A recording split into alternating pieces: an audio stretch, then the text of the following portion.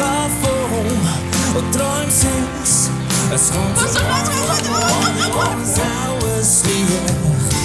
Eins für dich und eins für mich. Lass nicht vergessen, was ich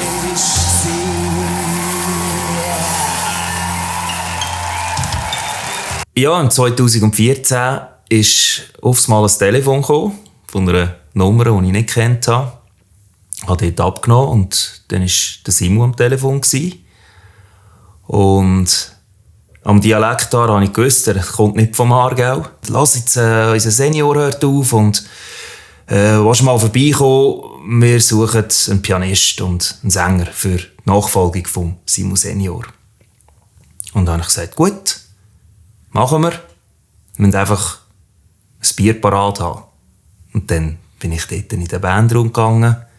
Zuerst, was passiert ist, herzliche Begrüßung, das Bier in die Finger gedrückt bekommen. Und dann hat man zuerst einmal ein bisschen geschnurrt.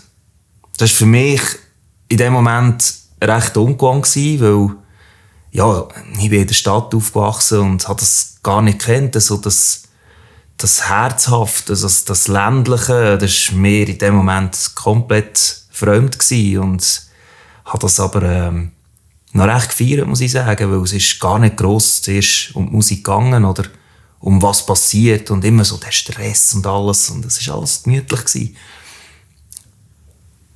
Und erst so nach etwa einer Stunde sind wir dann mal hingehockt und haben ein bisschen Musik gemacht miteinander. Ich habe dann schnell gemerkt, das ist recht volkstümlich noch gewesen. Und ich komme aus dem Boogie-Woogie und Blues und Rock'n'Roll und wollte das ein bisschen reinbringen dort, so ein bisschen mit Touch.